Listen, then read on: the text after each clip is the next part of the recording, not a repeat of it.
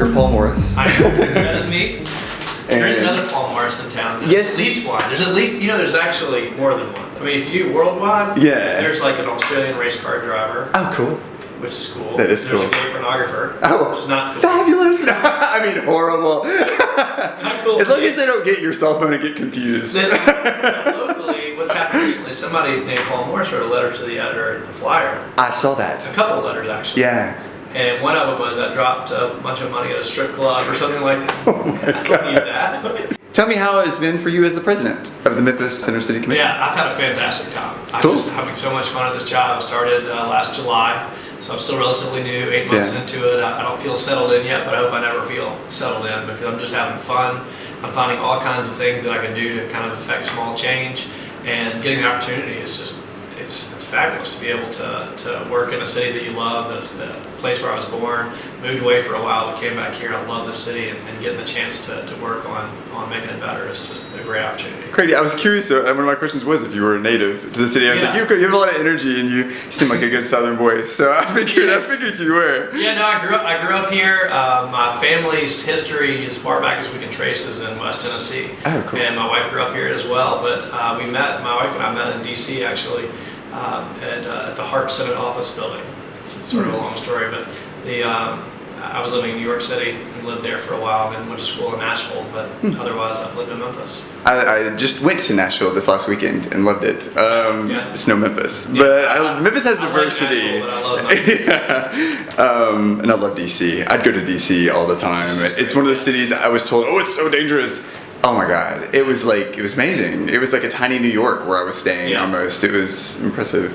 So what goals have you set for yourself in this position? Well, the biggest vision is just to bring more people downtown to live, to work, and to visit. We really need to build up density in our downtown, bring more people here, and create a more densely populated area that's walkable, that's clean, that's safe. So that's sort of my vision and the mission of the organization. And the purpose of it is to make Memphis a better place, not just downtown. It's not just about this neighborhood. It's about using downtown to make the whole city better. Right. Perfect. That's awesome.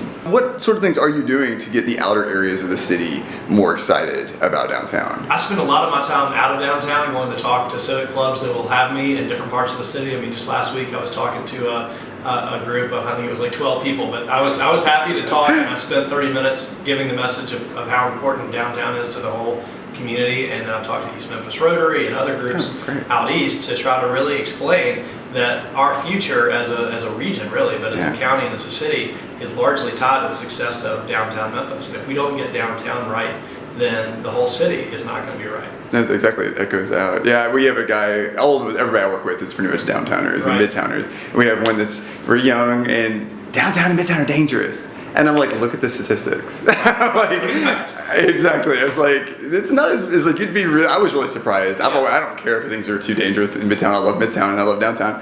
But yeah, I know I found out that it's actually a lot more safe. It is. I was just talking to the police precinct commander for the downtown precinct this morning. He came by the office to say hello, and he was telling me about how downtown's actually leading the pack in the precinct. It has been the safest precinct in Memphis for quite a while, but now it's even leading the pack in its the reduction of crime among precincts. So it's in a large part of that is attributed to the bike patrol they've got going now, which has been great to have that community policing effort. But it's very safe already, but it could be safer, and we want to keep it safe, and we want to make it cleaner, and we want to make it, we want to fix the sidewalks, we want to make it more aesthetically pleasing in a lot of ways. But we just got to get more people down here to generate that demand to get all that stuff done. Have you done any kind of pull to get like the art students and things like that to come more downtown to, not besides graffitiing downtown, to get more engaged in what's going on in here and maybe more public art? We've done a couple things with regard to that. One is we spent a lot of effort, and including incentive money, to get the College of Art to locate their graduate school downtown in South Main, and that alone has created a lot of art vibe in the South Main area, which of course was known for its art before. But having that graduate school of art downtown, which just moved downtown last year, has been great. In addition to that, we're negotiating with a company called ArtSpace to come, and we've been working with them to make sure they locate downtown, because that's where they belong. And we've been working with them, hopefully get that done. We've been working with somebody at the Graduate School of Art to put a public art installation on one of our garages that we manage. We actually manage 7 garages downtown, and a lot of them are pretty drab, and we're looking at ways to bring in artists to freshen them up. So I have to ask, what sorts of things is the CCC doing to encourage the LGBT community that Memphis is a great place for them? Well, I try to personally just express how much I think downtown is for everybody, and I do that across race, gender, and sexual orientation and otherwise. I mean, downtown in Memphis has to be a place for everyone. We have to be welcoming to everyone, and downtown is welcoming to everyone. I mean, I think some of our efforts, the Center City Commission started, I guess it was a couple of years ago when we hosted Gay Pride Day on South Main Art Trolley Tour. And I remember being up with Mark Jones, somewhat probably illegally hanging the gay pride flag over the train rails across G.E. Patterson.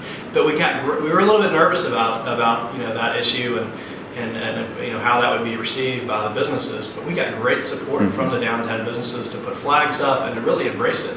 And it turned out to be a great event. It was small because it was the first year, but it was a good signal that it works, and it works for business because from my perspective, again, if you want to create a vibrant, diverse and densely populated area in this city, in this country, in today's times, you have to be open to the gay population because you've got to be open to everybody. But you can't just, in Memphis and this year, you can't be intolerant and be successful.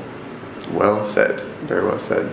I have to put a point though. This building was amazingly helpful when I did the Rights March. They were the whole city. Actually, I heard nothing but blocks from everyone else. That it's gonna be so hard. You're just gonna so much paperwork, so much this that. Took no effort almost. Like if there was something I didn't understand how to do, well, this is what you need. Right. And it was like. And then one time I almost paid too much money, and they were like, "Oh, you don't need to do that. Here, let me show you what you need to do." And the only lecture I got was about my handwriting being really bad. But that's that's the way it usually goes anyway for me. So I appreciate you in general for doing what you're doing for the city. So I wanted to make sure I'm doing as many focuses for straight allies as I can. And anytime you need something from the gay community, don't be scared to ask. That's great, and likewise, because I hope you won't be afraid to ask for those things I can do, because I'm looking for opportunities to show downtown off as a very gay-friendly place. I mean, I want people to feel welcome here. I want people to move here. I want people to visit here. Absolutely. I love Midtown too, and I mean, Midtown is so critical to the success of downtown that I would never try to compete with Midtown in that way, because we're part of a pair that's linked. We can't be successful as an office environment downtown unless we have a strong Midtown neighborhood community that serves that office environment. So we love Midtown, and we've actually given out incentives in Midtown because some of our incentives do extend out to the parkways. Oh, excellent. So that's and I just met with the developers of Overton Square last week and trying to. I'm very excited about that. And so we love Midtown too, but downtown and Midtown together, we've got to be we've got to be a place that talented people across the country want to move to. And I don't mean just particularly gay people, but when you are tolerant, people of all stripes want to move and live there, and it breeds creativity, and that's what Memphis has been known for, as innovation and creativity, and I want to continue that. Excellent. Same here. Well, thank you for your time. Yeah, absolutely.